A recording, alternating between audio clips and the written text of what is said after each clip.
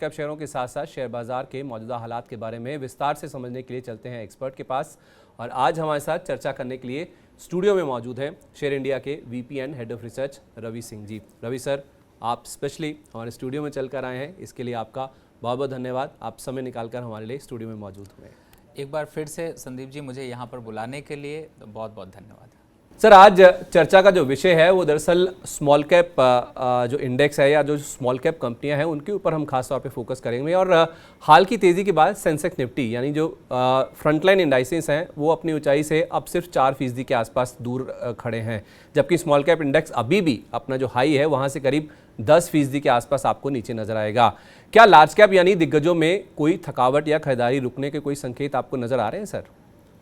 देखिए, सबसे पहले तो संदीप जी ये देखें कि स्टॉक की स्पेसिफिक मूवमेंट अभी भी कंटिन्यू यहाँ पर देखने को मिल रहा है। हालांकि इंडेक्स की बात करें तो चाहे सेंसेक्स हो, बैंक निफ्टी या फिर निफ्टी, ये अपने हायर साइड पे यहाँ पर आ गए हैं। लेकिन ओवरऑल अभी भी देखें तो आईटी सेक्टर एक ऐसा सेक्टर है जो कि अभी पूरी तरह से डाउन ट्रेंड में है। परफॉर्मेंस बहुत ज़्यादा नहीं देखने को मिली है। ऑटो सेक्टर में भी बहुत से स्टॉक जो हैं वो एक सीमित दायरे में कारोबार कर रहे हैं। तो ओवरऑल स्टॉक स्पेसिफिक यहाँ पर बाइंग आपको देखने को मिली है और इंडेक्स के हैवी वेट स्टॉक्स में एक अप ट्रेंड रहा है, जिसकी वजह से निफ्टी नए लेवल्स पर आपको अचीव होता हुआ नजर आया। लेकिन मुझे ऐसा लगता है कि आपने बिल्कुल सही कहा, चाहे मिड कैप हो या स्मॉल कैप हो, अपॉर्चुनिटीज़ स्टॉक स्पेसिफिक ही यहाँ पर बनी रहेंगी। और ख़ास तौर से सेक्टर स्पेसिफिक में अगर जाते हैं तो आपको ज़्यादा बेनिफिट्स देखने को मिल सकते हैं। ठीक है सर, 17 जून को 15,183 का जो लो छुआ था निफ्टी ने, वहाँ से लेके अब आप देखेंगे तो 17,800 इनफैक्ट 17,900 के ऊपर के जो लेवल्स है वो भी देखने को मिल रहे हैं। यानी कि 2 महीने में ही निफ्टी में करीब 2600-2700 अंकों के आसपास का उछाल देखा गया है। आपको नहीं लगता है कि ये जो मूव रहा है पिछले 2 महीने का बहुत ही शार्प था, बहुत जल्दी सब कुछ हो गया? ऐसा क्या हो गया कि हम लाइफ टाइम हाई के आसपास पहुँच गए 2 महीने में ही?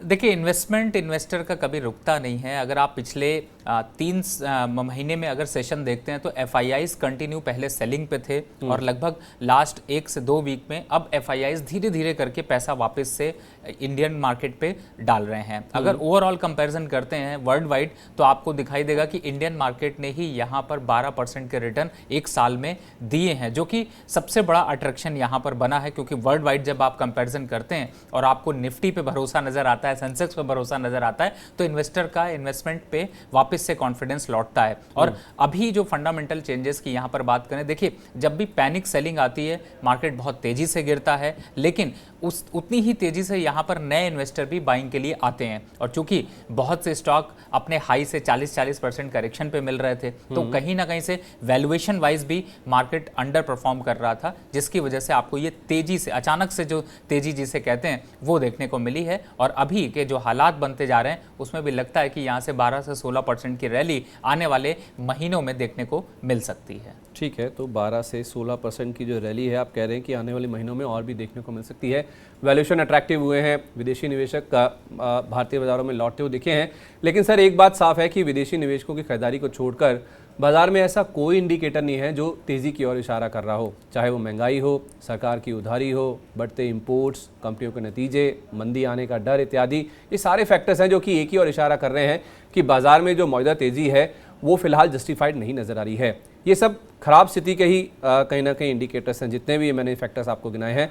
तो फिर विदेशी निवेशकों को ऐसा क्या नज़र आ रहा है जिस वजह से वो धड़ाधड़ खरीदारी करे जा रहे हैं?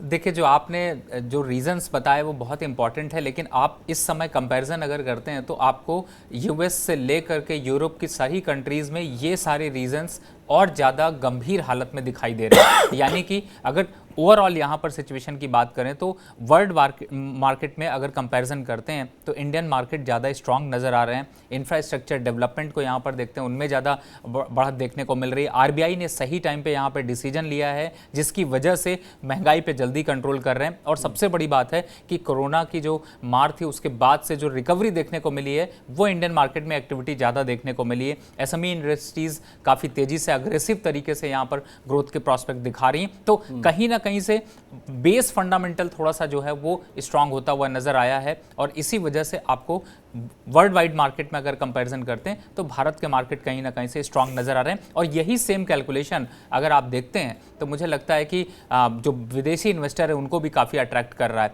तो ओवरऑल रिटर्न सबसे इंपॉर्टेंट है, और अगर आपको रिटर्न अच्छे मिल रहे हैं तो वही मार्केट आपके लिए अट्रैक्टिव और वही स्टॉक आपके लिए काफ़ी अच्छा है। तो ओवरऑल अगर कंपैरिजन करते हैं तो इंडियन मार्केट यहाँ पर ज़्यादा अच्छे रिटर्न्स आपको लास्ट अभी दिए हैं, और आगे उम्मीद ज़्यादा बन रही है, जिसकी वजह से ये बाइंग अब आपको देखने को मिल रही है। देखिए फंडामेंटल कोई यहाँ पर अभी संदीप जी बहुत ज़्यादा चेंजेस नहीं देखने को मिले हैं, लेकिन कंपैरिजन में कि कौन सा मार्केट ज़्यादा अच्छा है उसमें भारत कहीं ना कहीं से आगे है। भाव भगवान से उसको कौन पछाड़ सकता है। जब भाव बढ़ रहे हैं, रिटर्न आ रहे हैं, तो फिर तो मानना ही पड़ेगा कि इंडियन मार्केट्स अच्छे हैं।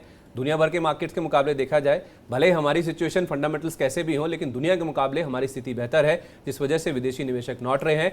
और 12% के जो रिटर्न बने हैं वो आने वाले समय में फिर से रिपीट भी हो सकते हैं। यहाँ से भी और अपसाइड की गुंजाइश बचती है, जिस तरह के सिनेरियो बने हुए हैं इंडियन मार्केट्स के दुनिया भर के मार्केट्स के कंपैरिजन में अगर हम देखें। अच्छा सर, हमारे लिए महंगे इंपोर्ट्स के साथ साथ जो रुपये की कमजोरी है ना, ये एक और बड़ी चिंता है, जो आरबीआई के कदमों के बावजूद भी थमने का नाम नहीं ले रही है। रुपए को लेकर आपका क्या इसमें असेसमेंट है सर? इससे पोर्टफोलियो पर इम्पैक्ट और रणनीति में किस तरह के बदलाव हुए हैं? देखिए दोनों चीज़ें हैं। स्टील सेक्टर को यहाँ पर और आईटी सेक्टर के हिसाब से अगर देखते हैं तो उनको बेनिफिट्स भी देखने को मिल रहे हैं, और दूसरे और सेक्टर में उसका एक नेगेटिव असर भी है। तो ओवरऑल काफ़ी मिला जुला रुझान है। और चूंकि एक जो रुपए का लेवल की यहाँ पर बात करें, जैसे आपने देखा होगा कि 80 रुपये 50 पैसे के आसपास रुपये ने हाई बनाया, उसके बाद से एक करेक्शन देखने को मिला और 79.50 79.20 के पास आकर के एक कंसोलिडेशन मोड देखने को मिल रहा है। तो आगे का जो प्रॉस्पेक्ट है वो क्लियर कट दिखाता है, क्योंकि आरबीआई ने के पास पहले $610 बिलियन का रिजर्व था, जो कि आज $585 बिलियन का रिजर्व है। तो इसका मतलब है कि आरबीआई भी अग्रेसिव तरीके से चाहता है कि रुपया एक दायरे में रहे और 80 के ऊपर ना क्रॉस करे, क्योंकि अगर उसके ऊपर निकलता है तो साइकोलॉजिकली यहां पर इकोनॉमी में काफी बड़ा डेंट देखने को मिल सकता है। तो मुझे ऐसा लगता है कि चूंकि सही समय पर यहां पर रुपए पर डिसीजन लिया जा रहा है, जिसकी वजह से अभी रुपया स्टेबल है। अगर आने वाले समय में रुपया अभी 80 के ऊपर नहीं जाता हुआ नजर आ रहा, और 80 और 80-50 के आसपास, और नीचे का जो रेंज है वो 79 का देखने को मिलेगा। अगर ये हालात बनते रहे तो मार्केट में अप ट्रेंड बना रहेगा। लेकिन अगर इनसे कोई नया चेंज देखने को मिलता है तो आपने बिल्कुल सही कहा, इंपोर्ट या एक्सपोर्ट का इंपैक्ट वहां पर बढ़ेगा, और उसकी वजह से एक सेल ऑफ इंडियन मार्केट में आपको देखने को मिल सकता है। इस सेल ऑफ की जो बात आप कर रहे हैं ना सर, इनफैक्ट आपने कहा कि जून में जब हम 15,183 तक आ गए थे तो लेवल्स बहुत अट्रैक्टिव हो गए थे, वैल्यूएशन बहुत अच्छे हो गए थे।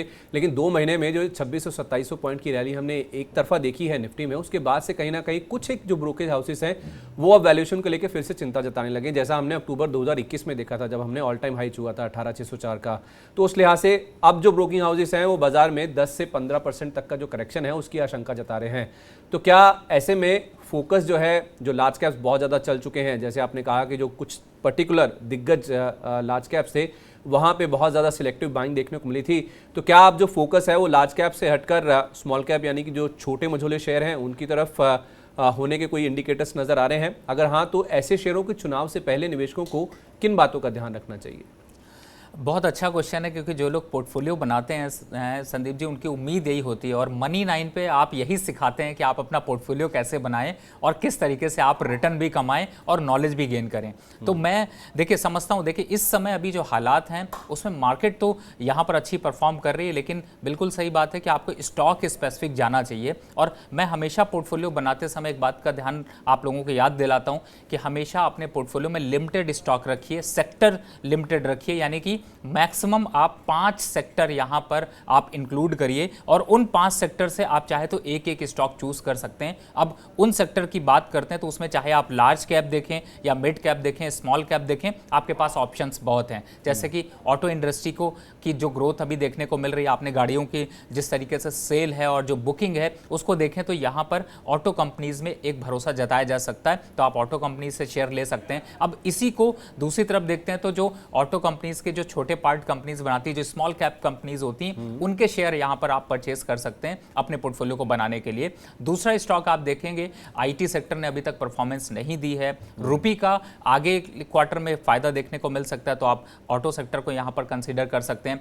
फार्मा सेक्टर में एक तेजी के बाद बड़ा करेक्शन देखने को मिल चुका है, तो फार्मा सेक्टर आपका तीसरा ऐसा सेक्टर है जिसे आपको अपने पोर्टफोलियो में इंक्लूड करना चाहिए। और चौथे सेक्टर की तरफ जब जाते हैं तो चूंकि गवर्नमेंट का पूरा सेगमेंट जो है वो एनर्जी की तरफ है, पावर की तरफ है, तो आप पावर्स और एनर्जी के शेयर को यहाँ पर इंक्लूड कर सकते हैं। और पांचवा जो सेक्टर है जो खास तौर से यहाँ पर इंपॉर्टेंट होता है, क्योंकि ये सारे प्रोसेस, सारे ट्रांजेक्शंस बैंकिंग के थ्रू होते हैं, तो बैंकिंग सेक्टर से आप चाहे प्राइवेट बैंक से या फिर गवर्नमेंट बैंक से आप एक शेयर को या 2 शेयर को आप चूज कर सकते हैं। और 5 सेक्टर हैं, मैक्सिमम स्टॉक आपके पास जो होने चाहिए वो 25 और मिनिमम अगर आप स्टॉक रखते हैं तो वो 10। ये 10 शेयर आप इस तरीके से आप अपनी बास्केट बना सकते हैं और एक अच्छे रिटर्न्स यहाँ पर पा सकते हैं। चलिए, तो बहुत क्लियरली रवि सर ने हमें बता दिया कि आपका जो पोर्टफोलियो है वो कैसे आपको बनाना चाहिए। मैक्सिमम जो सेक्टर्स हैं आपके पोर्टफोलियो में वो 5 से ज़्यादा नहीं होने चाहिए, और जो स्टॉक्स हैं वो मिनिमम 10 और मैक्सिमम जो है 25 शेयर, इससे ज़्यादा आपको अपने पोर्टफोलियो में स्टॉक्स को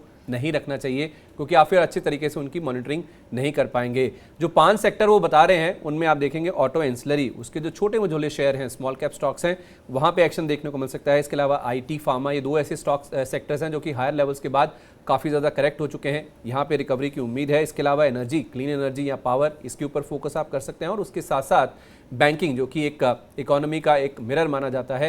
ये कुछ 5 सेक्टर्स हैं जहाँ पे रवि सर हमें बता रहे हैं कि आपको खरीदारी करके चलना चाहिए।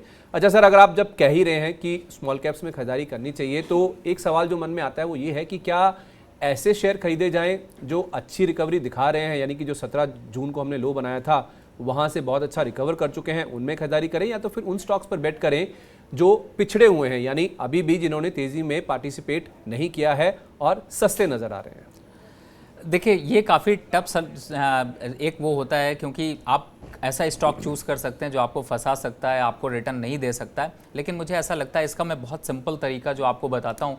आप 2 पैरामीटर यहाँ पर रख लीजिए। एक कि जिसने भी पिछले क्वार्टर से इस क्वार्टर में रिजल्ट अच्छे दिए हैं, आप उसको परचेस कर सकते हैं। अब रिजल्ट में आपके 3 चीज़ें होती हैं। एक होता है नेट प्रॉफिट होता है, एक होता है कि आपका एबिटा कितना बढ़ा है, और तीसरा जो फैक्टर है वो ये है कि उनकी नेट सेल कितनी हुई है। ये तीनों फैक्टर आप नोट कर लीजिए, और इनको आप किसी भी वेबसाइट पे आप डाल के देख सकते हैं कि पिछले क्वार्टर से इस क्वार्टर में इनमें क्या चेंजेस आए हैं, और अगर पॉजिटिविटी बनी रही है तो आप उन स्टॉक्स को यहाँ पर सेलेक्ट कर सकते हैं बेसिक पैरामीटर के हिसाब से। अब दूसरा पैरामीटर आता है, ये तो फंडामेंटल पॉइंट हो गया। दूसरा पैरामीटर आता है कि आपको टेक्निकल के टर्म में जाना है, तो सिंपल आप ये देख लीजिए कि जब भी अगर आप चार्ट देखने वाले हैं तो आप डेली चार्ट और वीकली चार्ट, इन दोनों चार्ट पे जो स्टॉक का ट्रेंड अपवर्ड हो आप उनको बाय के लिए आप सजेस्ट कर सकते हैं। दूसरा, अगर आप मूविंग एवरेजेस फॉलो करते हैं तो जो भी 200 DMA के पास हैं, ऊपर जो ऊपर हैं या पास हैं लेकिन बहुत ऊपर नहीं होना चाहिए,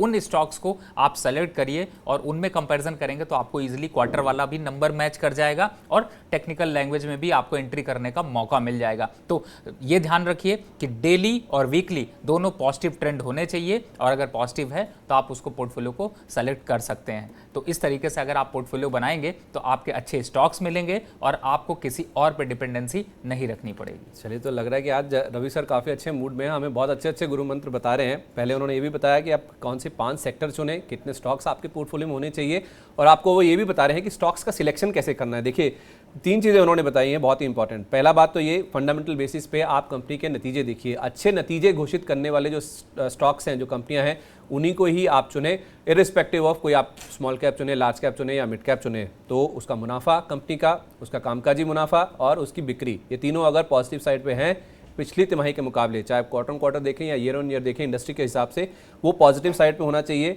तभी आप उस कंपनी का चुनाव करें अपने पोर्टफोलियो में उसे ऐड करने के लिए। दूसरी बात, अगर आप टेक्निकली देखते हैं तो डेली और उसके साथ साथ वीकली, ये दोनों चार्ट्स पे जो भी शेयर का आप चुनाव कर रहे हैं, अगर वो पॉजिटिव ट्रेंड में है यानी अपवर्ड ट्रेंड में है, तो आप अपना वो जो स्टॉक है आप अपने पोर्टफोलियो में शामिल कर सकते हैं। और तीसरा, आप एक पैरामीटर ये भी लगा सकते हैं, एक फिल्टर ये भी लगा सकते हैं कि जो 200 दिन का मूविंग एवरेज होता है, जिसे हम 200 DMA कहते हैं, 200 दिन का जो एवरेज भाव होता है, उसके ऊपर अगर कोई शेयर है या उसके पास है, ज़्यादा ऊपर नहीं होना चाहिए, उसके पास अगर वो शेयर आपको मिले तो आप उस शेयर में खरीदारी करके चल सकते हैं।